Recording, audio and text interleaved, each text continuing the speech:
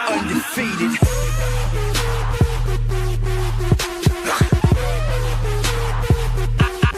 Undefeated.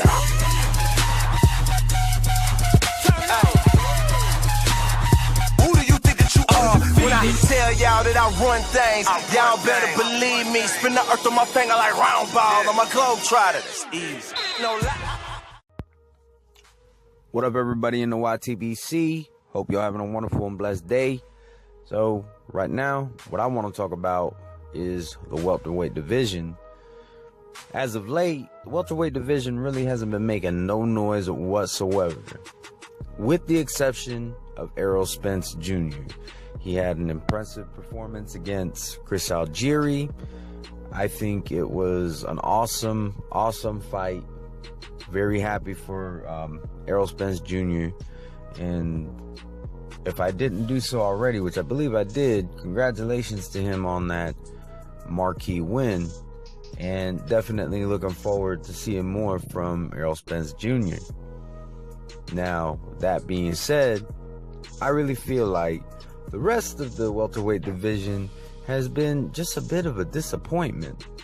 I mean, you got Danny Garcia, who won the WBC belt by beating Robert Guerrero. I mean, I think that's just ridiculous. I mean, and beating Robert Guerrero after not a very impressive performance against Paulie Malignaggi. So, I mean, how in the world this dude got a title shot is beyond me. I've said it before and I'll say it again. I understand he has an impressive resume, but he also has some questionable wins. And all of that was at, pretty much at 140. And now we're talking about a whole different division. And after one fight against an over-the-hill Paulie Malignaggi, he gets a title shot for the vacant title against Robert Guerrero. Like, both of them did not deserve a title shot. And then let me go ahead and get on to Kell Brook for a little bit. I like Kell Brook. I like him a lot. However, he has been fighting these bums. And I say that with the utmost respect. I say it kind of out of frustration, really. But I don't mean any disrespect toward JoJo Dan and Frankie Gavin and Brazier. But those dudes had no business in the ring with Kell Brook. Now, JoJo Dan and Frankie Gavin, they were both mandatory. So, I mean, you do got to take care of your responsibilities. But at the same time, there was no need for that Frankie Gavin fight. He could have had at least one meaningful fight out of those three.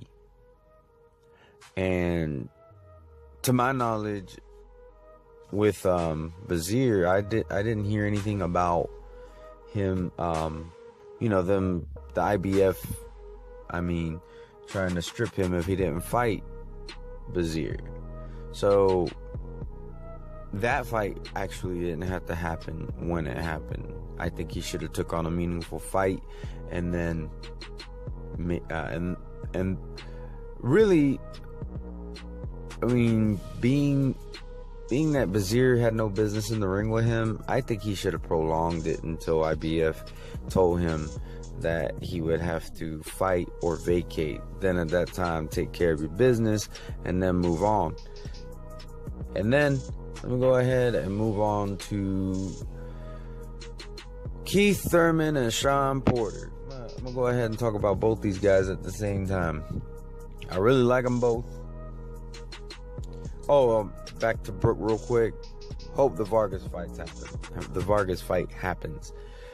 Now, back over to Keith Thurman and Sean Porter. I like both these guys a lot. Sean Porter, I can't help but to like him. His attitude, the way he goes about things, and he's a good fighter, I can't help but to like him. But bro, why have you not had a fight in almost a year?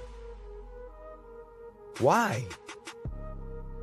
I mean, I don't remember the exact date, but I know it was in June when you fought Adrian Broner. Adrian Broner has had 3 fights now. Now, I know you're trying to get the big fights, but you gotta try to stay active. From June of last year to June of this year, you should have had at least 1 fight. And not one of these exhibitions that you put on the internet. Don't get me wrong, it's much appreciated. You're giving the fans something. Alright? So that much I can, I can say. But still, you should have had at least 1 fight. I think you really should have had 2 by now. I don't know. I don't know if it's his dad. Like I said, I got respect for his dad. I actually like his dad, but I don't know if maybe, I know he takes the reins a lot. I don't know if maybe that was his doing. I mean, I take Porter to be a legacy fighter, and it's really, because he does try to get good fights, but this, year layoff, when, from what I saw, he didn't take really any damage in the Broner fight. Yeah, he got knocked down in the 12th round, but that seemed more like a flash knockdown. He got back up and won. So, I don't know. I can't help but to think that it's his dad. And not saying, like I said, I'm not disrespecting Kenny, but I do know that he takes a lot of control, and you can't help but to think that he had something to do with the reason why his son hasn't fought in almost a year. And then let's go ahead and get to my boy Keith Thurman. Keith Thurman is my favorite welterweight, but he is in the same boat as Porter. Now, I'm glad to hear that they're both fighting finally. It's a long time coming. But Keith Thurman, he is another one. It's been almost a year. Almost a year. Now, granted, this fight did get postponed. Supposed to originally happen back in March. Didn't happen because he got into the car accident. Shit happens. So, not really holding that against Keith Thurman. But, even from July of 2015 up to the accident happening, he should have had at least 1 fight. At least 1 fight. And it just boggles my mind that these guys just waste their prime a lot of times. And it's very, very frustrating. Not really going to talk much about Vargas. My opinion, I think that, he's very much in the same boat as Danny Garcia. He lost to Timothy Bradley. Timothy Bradley was then stripped later on. Vargas fights Saddam Ali, coming off of a loss, and beats him and wins the WBO title. I actually don't have much criticism for Vargas, because to be honest, if I'm a fighter and I have a chance to win a title, whether I deserve it or not, I'm not gonna lie, I'm gonna take it. So I'm not mad at Vargas for that. And Vargas, he is also only 2 fights into his welterweight career. There's not a whole lot to really say about him other than he hasn't really earned that title, in my opinion.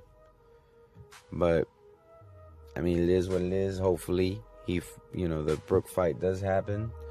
That'll be a unification. I would of course pick Brook to beat him, but we will have to see what happens.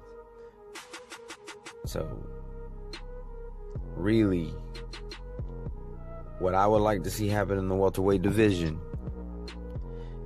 is all these guys have got to fight each other. All of them. And of course, that is common sense. They all got to fight each other, but they need to fight each other now. Okay?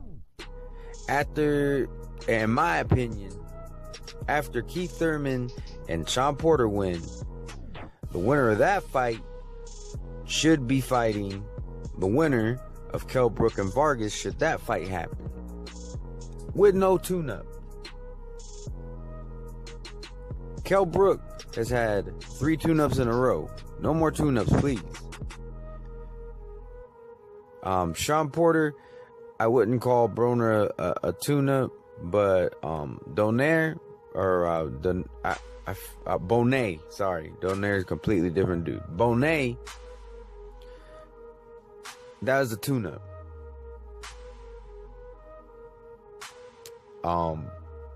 Keith Thurman, you've had plenty of tune-ups. You're my boy, but you've had plenty of tune-ups. No more of these tune-ups. All these guys need to stop with the tune-ups and just need to fight each other. And then whoever comes out on top needs to fight Spence Jr., because by that time, should it happen, by that time, he will have, I'm assuming and I'm hoping, proven himself even more, because I do think he needs to get at least one more fighter that is better than Algieri. His next fight, I think, needs to be better than Algieri, and then that will definitely cement him into, that'll give more reason to talk about him getting a title shot at somebody. And then out of all these guys, they just need to have Danny Garcia for dinner. I honestly don't think Danny Garcia can beat any of them. I really don't. It's like I said, I know he has an impressive resume.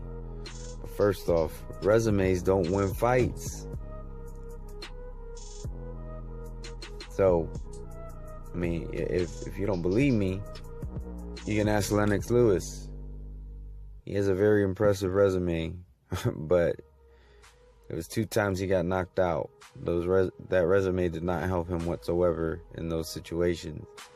So, resumes don't win fights.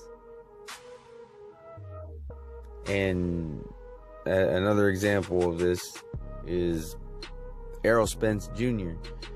He does not have an impressive resume at all, but people were picking him to beat pretty much everybody in the welterweight division right now. So don't tell me any of this stuff but his resume. Okay, so he has a better resume.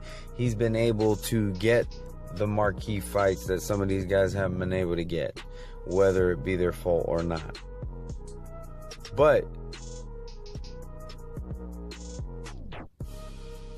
that's not going to help him if Keith Thurman knocks him out. That is not going to help him if Spence knocks him out. It's not going to help him if Shawn Porter knocks him out, or Brook. And as far as the power being better at 147, I'm not buying it. I don't see it. Like, I've heard some people say that he looks more powerful. I don't think he does. I think his performance against Paulie Malignaggi was piss poor. He looked better against Guerrero, but that's not really saying a whole lot. So, I'm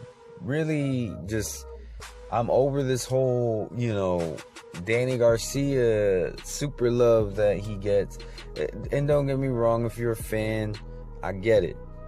I'm a fan of Keith Thurman, and Keith Thurman doesn't have the best resume, and Keith Thurman, I just got on to him because he hasn't been as active as he should be in his prime. But I mean, it's like I said, resumes don't win the fights. And if you were to get knocked out, it's not like they're gonna say, well, he got knocked out, we're gonna go ahead and go to the cards. It's not gonna happen. If he gets knocked out, he loses.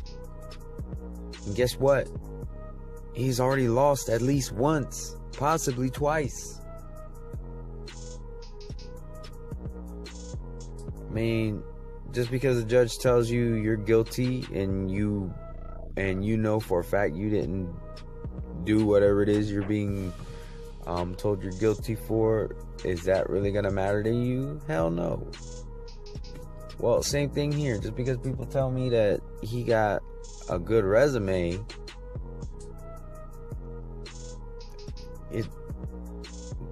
there's some fabrication there. Anyways, this is just really just frustration with the welterweight division. If you notice, there has been really no talk of the welterweight division, with the exception of when Spence beat Algieri, and there's a lot of hype around the Thurman versus Porter fight, and I'm very stoked for that fight. But the thing that I'm afraid of, and I definitely see this as a possibility happening, and please welterweight division, prove me wrong, but I could see that fight happening and then these guys end up not fighting each other. The winner not fighting, you know, this unification bout between Brook and Vargas ain't even made yet.